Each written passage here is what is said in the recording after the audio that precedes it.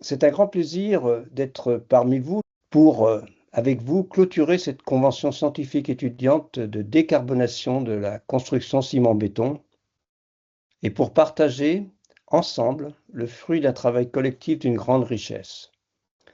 Je tiens d'abord à féliciter l'ensemble du panel étudiant, leur engagement, leur sérieux. Je remercie également les parties prenantes, les intervenants, les intervenantes, toutes les institutions et l'équipe de jeunes promotion IESF qui ont rendu cette démarche possible. Merci beaucoup.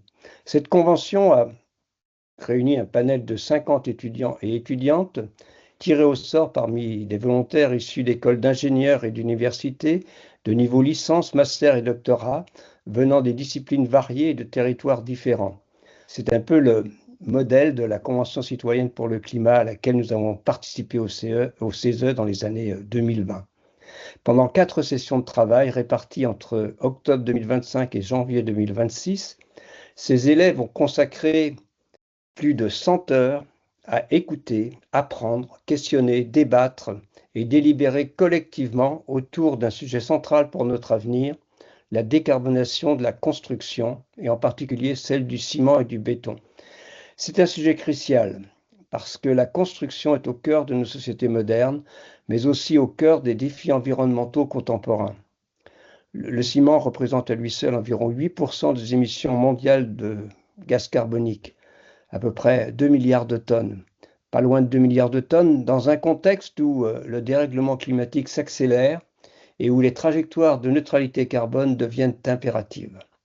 Il est indispensable de regarder ce matériau avec lucidité, rigueur scientifique et sens des responsabilités par rapport à cette urgence collective. Je salue la qualité des recommandations que vous avez faites. Elles sont ambitieuses et tiennent compte à la fois des contraintes physiques, industrielles et économiques et de l'urgence climatique à laquelle nous faisons face. Cette urgence est bien là car collectivement, nous devons préparer pour les jeunes d'aujourd'hui, pour votre génération, un monde auquel vous pourrez vous adapter sans trop de difficultés. Et c'est là tout l'objectif de l'accord de Paris, limiter le réchauffement climatique bien en deçà de 2 degrés. Mais pour cela, il faut que la neutralité carbone soit atteinte dans la deuxième partie de ce siècle et si possible dès 2050. Je salue l'engagement remarquable des étudiants, votre curiosité, votre sérieux, votre esprit critique et votre sens du collectif sont une source d'espoir. C'est aussi un message fort.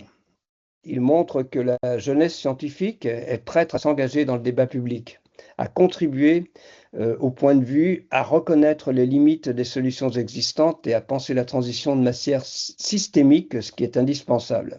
Il rappelle que la science n'est pas seulement un outil d'analyse, mais une boussole indispensable pour éclairer les choix collectifs. J'invite les décideurs, les décideuses à mettre en place immédiatement l'ensemble des recommandations de ce rapport. Je vous remercie et je vous souhaite à tous et à toutes de riches échanges autour de ce rapport. Un grand merci.